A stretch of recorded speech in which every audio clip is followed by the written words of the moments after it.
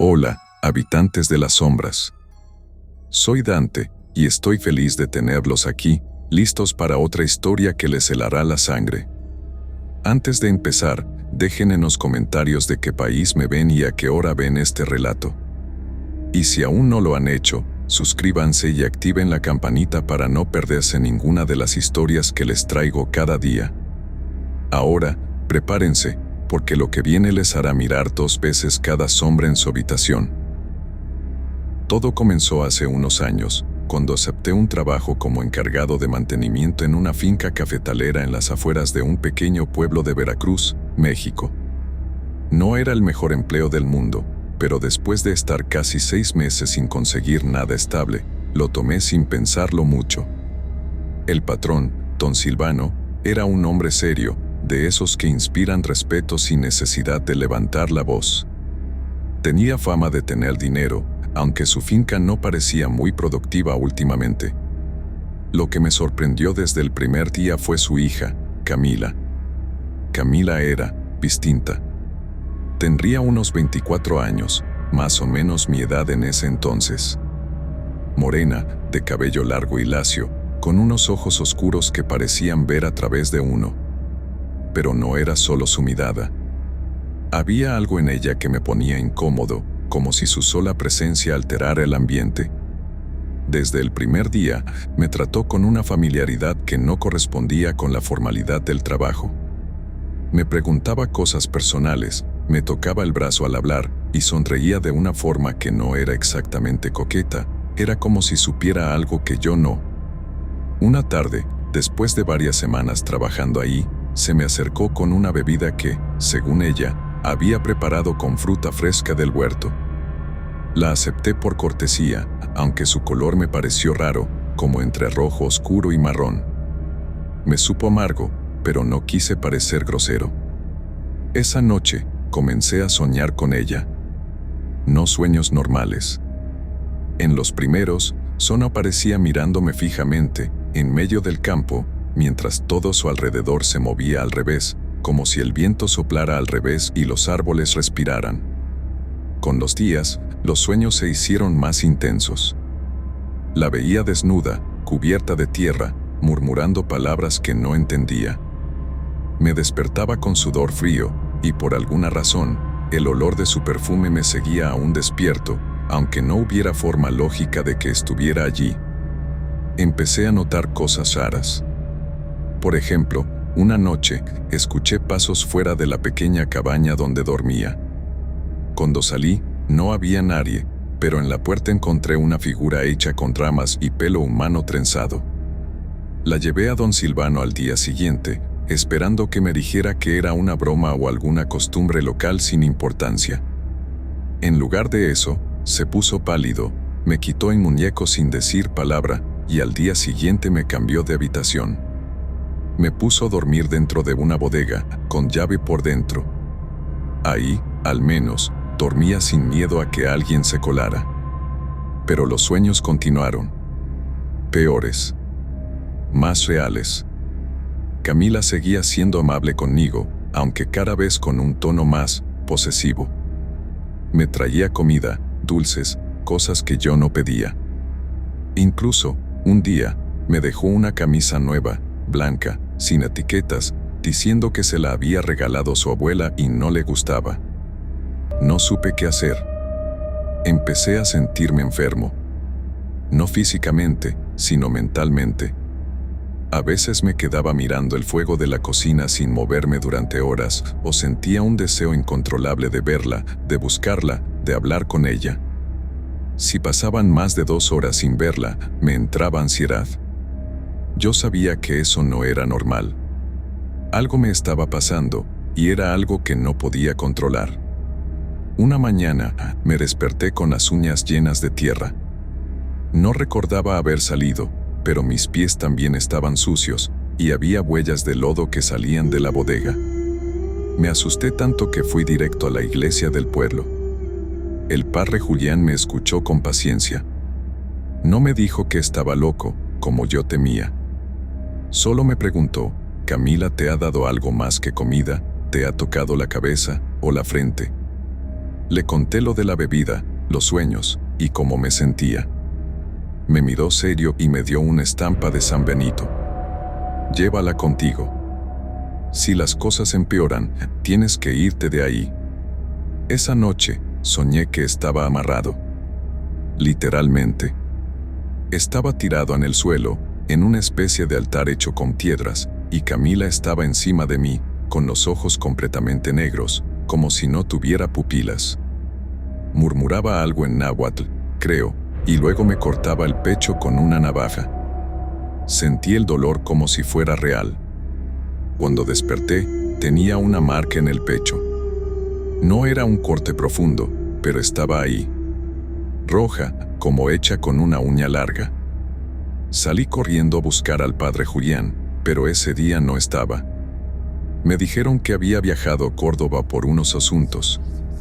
Volví a la finca, y esa noche, Camila me esperaba afuera de la bodega. Vestía de negro, con una trenza larga que le colgaba hasta la cintura. No dijo nada. Solo me miró y me tocó la cara. No sé por qué, pero no pude moverme. Quise apartarme, gritar, empujarla, pero estaba paralizado. Me besó. Fue como si algo me penetrara el alma. Me sentí mareado, débil, como si mi voluntad se estuviera escurriendo por los poros. Después de eso, no fui el mismo. No podía dejar de pensar en ella. Soñaba con tenerla, con casarme, con hacer todo lo que ella me pidiera. Me encontraba repitiendo su nombre sin darme cuenta, y cuando alguien hablaba mal de ella, me llenaba de ira. Un día, otro trabajador, Ramón, me dijo que tuviera cuidado con Camila. Que no era la primera vez que hacía cosas raras. Que a un jardinero anterior le pasó algo parecido y terminó colgado de un árbol en el cafetal, con los ojos abiertos y la lengua negra. Lo que más me heló la sangre fue cuando me dijo que ese hombre también soñaba con ella. Y que también dormía en la bodega antes de morir. Intenté renunciar, pero don Silvano no me dejó. Me dijo que mi contrato era por 6 meses y que si me iba antes, no me pagaría ni un centavo. Además, me amenazó con denunciarme por robo de herramienta, algo que jamás hice, pero que no podría probar. Sentí que estaba atrapado. Una noche, me armé de valor y fui al cuarto de Camila, decidido a enfrentarla. Pero cuando llegué, no estaba sola. Estaba rodeada de velas negras, sentada en el suelo, completamente desnuda, con símbolos pintados con sangre en su cuerpo. Frente a ella, había una foto mía, quemándose lentamente sobre un plato de barro. Cuando me vio, sonrió y dijo: «Ya casi es tuyo el corazón, pero falta el alma». Salí corriendo como un loco, sin saber a dónde ir. Me escondí en una choza abandonada que estaba en la loma detrás del cafetal. Ahí pasé la noche, temblando, sin dormir. Al amanecer, me fui al pueblo, desesperado. El padre Julián había regresado. Me llevó a su oficina y me hizo quitarme la camisa. Cuando vio la marca en mi pecho, se persignó y dijo: «Eso es un sello de posesión. No completa, pero avanzada. Esa mujer está haciendo brujería fuerte, de las que no se perdonan si se interrumpen». El padre Julián me dijo que lo que me habían hecho no era un simple amarre. Me explicó que había distintos niveles dentro de la brujería, y que lo que Camila estaba realizando pertenecía a una corriente antigua, peligrosa y poco común en la región, una mezcla de brujería indígena con elementos del palo mayombe. Me habló de espíritus invocados para controlar la voluntad y de rituales de entrega espiritual, donde poco a poco uno va cediendo su alma sin darse cuenta, hasta que ya no queda nada humano. Me dio un saquito de tela con una mezcla de sal, ruda, ajos y otros elementos que no supe identificar. «Debes llevar esto colgado del cuello todo el tiempo. No lo retires ni para bañarte», me advirtió. También me entregó una botellita con agua bendita y me pidió que volviera con él antes del siguiente martes, porque ese día iba a preparar una misa especial para liberarme del vínculo que se había empezado a formar. Volver a la finca fue una tortura. El lugar, que al principio me había parecido tranquilo, ahora me parecía lúgubre. El viento ya no sonaba como antes, y los árboles del cafetal, altos y viejos, daban la impresión de que se inclinaban a escuchar cada paso que uno daba. Evité a Camila todo lo que pude. No salía si sabía que ella estaba cerca, y comencé a llevar conmigo un pequeño cuchillo de mango de madera, no por defenderme exactamente, sino porque el padre Julián me dijo que el metal podía romper algunas energías si las cosas se ponían feas. Pero Camila no se detuvo. Una noche, mientras revisaba unos cables en la parte trasera del ranero, escuché su voz llamándome. No la veía, pero la oía clara, dulce, suave, como si me hablara desde adentro de mi mente. Ven, no tengas miedo, tú ya eres mío. Comencé a caminar, sin querer, como si mis piernas ya no me pertenecieran. Me interné en el cafetal, y no recuerdo cuánto tiempo estuve caminando, pero al despertar, estaba desnudo en medio del campo, cubierto de barro, con sangre seca en las manos. Tenía marcas en los brazos, como si me hubieran arañado o cortado con ramas. Lo más aterrador fue que en mi espalda, justo entre los omóplatos, había un símbolo tallado. No era un tatuaje ni un raspón. Era como si mi piel hubiera sido marcada con un hierro caliente. Al volver a la finca, nadie me dijo nada. Los pocos trabajadores que quedaban me evitaban la mirada. Uno, que hasta ese momento me había saludado cada mañana, cruzó la calle al verme. Era como si supieran algo. Como si ya no me consideraran completamente humano. Esa noche, me encerré con llave en la bodega y no dormí. Pasé la madrugada escuchando ruidos en el techo, como garras arañando la madera. A veces creía oír susurros. Y lo peor era que deseaba verla. El padre Julián me llamó al día siguiente.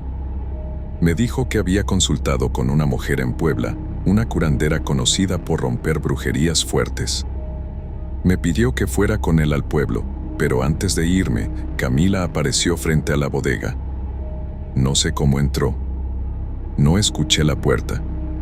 Solo estaba ahí. Su cabello parecía más oscuro, sus ojos más profundos. ¿De verdad crees que vas a romper esto?, me dijo.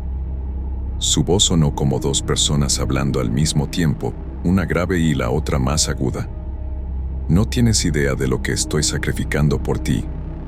Yo retrocedí hasta toparme con la pared, con el cuchillo en la mano, temblando.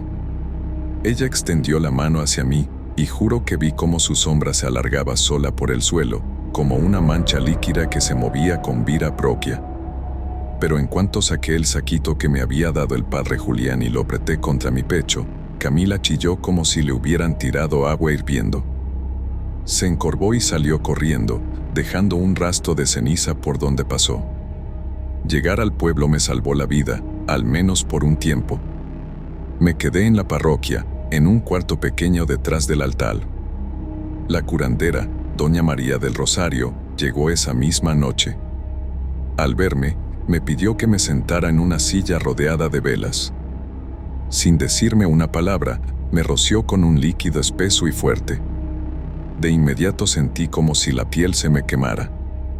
Grité, pero ella solo decía, ya casi se va, ya casi se suelta. Fue un proceso de horas. Vomité tierra negra, lloré sangre por los ojos, y en un momento sentí que una parte de mí se desprendía y quería huir. Doña María gritó algo en náhuatl, luego en latín, y me colocó una cruz de hierro en el pecho. Perdí el conocimiento. Desperté 2 días después. El padre Julián me dijo que la curandera había regresado a Puebla y que él me había cuidado. Me sentía débil, como si me hubieran exprimido el alma. Pero algo en mí estaba distinto. Ya no sentía esa ansiedad por verla. No la soñaba. Ni siquiera podía recordar claramente su rostro. Decidí no volver a la finca. Fui al Ministerio de Trabajo del Estado y denuncié a don Silvano por amenazas y explotación. Curiosamente, el lugar cerró un mes después. Un incendio, dijeron. Nadie supo cómo empezó. Lo que me contaron después me heló la sangre, encontraron restos humanos en un altar de piedra, en una cueva detrás del cafetal. Junto a los huesos, había mechones de cabello, fotos quemadas y varios nombres escritos con sangre en trozos de tela. Uno de esos nombres era el mío. No se volvió a saber de Camila. Algunos dicen que murió en el incendio. Otros, que huyó a Chiapas, donde se unió a un grupo de mujeres que practican brujería ancestral. Lo que yo sé es que desde entonces, cada vez que tengo pesadillas, aunque hayan pasado años, una figura aparece en la oscuridad, con los ojos completamente negros, susurrando mi nombre. Pensé que lo peor había pasado. Durante un tiempo creí que por fin era libre. Me mudé al norte, a un pequeño pueblo en Guanajuato. Conseguí trabajo en un taller mecánico y renté una habitación en la casa de una señora viuda, doña Elvia, que era muy creyente y siempre tenía una veladora encendida a San Benito. Las noches eran tranquilas.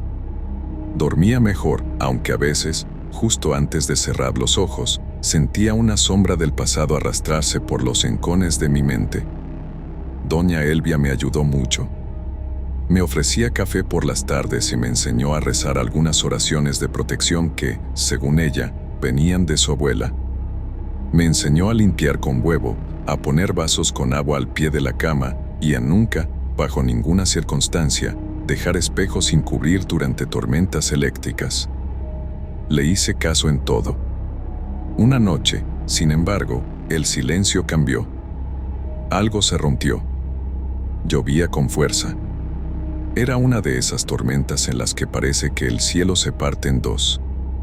Me desperté sobresaltado, no por un trueno, sino por un olor conocido.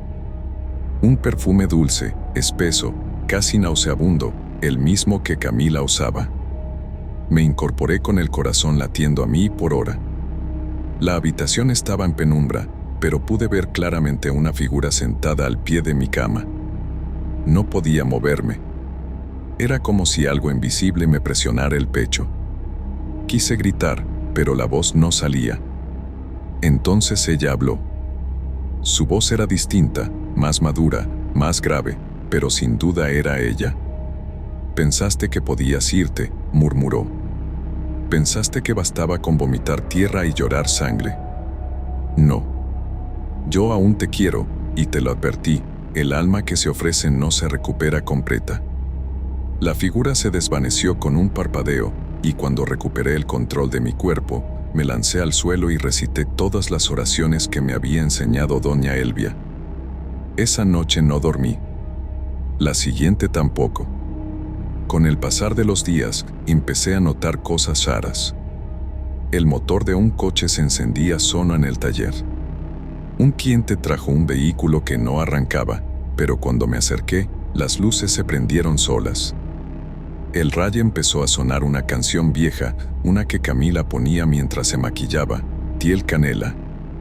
No había forma de que esa emisora llegara ahí. Luego comenzaron los espejos. Cada vez que me veía reflejado, me parecía notar un destello detrás de mí. Un cabello negro colgando en mi hombro. Una mano que no era mía. Llegó al punto de evitar mirarme. Me rasuré a ciegas. Me peinaba de espaldas al espejo. Y aún así, a veces, mi reflejo sonreía cuando yo no lo hacía. Doña Elvia notó mi deterioro. Una noche me dijo que soñó con una mujer joven, de ojos vacíos y piel marchita, que le pedía que me entregara. «No te voy a entregar, mijo», me dijo. «Pero tienes que entender que esto es más grande de lo que crees. Ella no es solo una bruja. Es un recipiente». Le pregunté a qué se refería. Me contó entonces algo que nunca voy a olvidar. Hace décadas, en Veracruz, hubo una comunidad que practicaba una forma muy antigua de culto a una entidad femenina, algo que llamaban la Madre Silenciosa. Era una figura ancestral, prehispánica, anterior incluso a los dioses mexicas. Una entidad que pedía tributos de carne, amor y alma. Las mujeres del culto eran preparadas desde niñas, y al llegar a cierta edad, se ofrecían en cuerpo para albergar una parte de esa entidad. Se volvían más que humanas. Esa muchacha, Camila, me dijo doña Elvia con los ojos llorosos. No es solo ella. Hay algo adentro. Algo que no se ha ido completamente y que tú alimentaste sin querer. El amarre fue solo el lazo. Ahora, tú eres parte del alimento. Quise irme esa misma noche, pero doña Elvia me pidió que no lo hiciera. Huir no sirve. Ya viste. Hay que cerrarlo bien. Me llevó con una mujer mayor, una yerbera ciega llamada Magdalena, en San José Iturbide. Cuando le conté lo que pasaba, ella asintió lentamente, como si ya lo supiera. Ese espíritu ya puso raíces en ti, dijo. Hay que cortarlas una por una. Pero no va a gustarle. Esa noche hicimos el ritual. Me hizo beber un líquido espeso con sabor a tierra y ceniza. Me acostó sobre un petate y rodeó mi cuerpo con líneas de sal, ceniza de hueso y veladoras negras. En la oscuridad de su choza, comenzó a entonar un canto que me puso los pelos de punta. Sentí un calor en el estómago, luego frío en el pecho, y de pronto, un dolor insoportable en la nuca, como si me arrancaran un nervio con un gancho. Grité. Lloré. Me orimé encima. Y entonces, lo vi. Ella estaba dentro de mí. Su rostro surgió entre sombras, distorsionado, hermoso y monstruoso al mismo tiempo. Me susurraba cosas sin lengua, me mostraba imágenes de sangre, de cuerpos enterrados, de rituales hechos en la finca, de otras víctimas. Yo no fui el primero. Camila había enamorado a varios antes. Algunos se suicidaron. Otros se perdieron en la sierra. Yo solo fui el primero que intentó salirse, y eso la enfureció. La yerbera gritó una última oración y arrojó algo ardiente sobre mi pecho. Sentí como si me atravesaran con fuego. Perdí el conocimiento. Cuando desperté, estaba cubierto de lodo y hojas. Magdalena estaba llorando en una esquina. Me dijo que lo había logrado, pero a un costo. Ella se fue, pero no del todo. Dejaste una puerta abierta. Vas a tener que vivir con eso. Y tenía razón. Años han pasado. Me mudé varias veces. Cambié de nombre. Nunca más me involucré con nadie. No tengo redes sociales. No tengo familia. Pero a veces, cuando llueve fuerte y el viento se mete por la rendija de la ventana, escucho su voz. Y lo más aterrador no es que aún escuche. Es que una parte de mí todavía quiere responderle. Todavía la extraño. Todavía la sueño. Porque algo mío, algo muy profundo, se quedó con ella. O, tal vez, ella se quedó dentro de mí.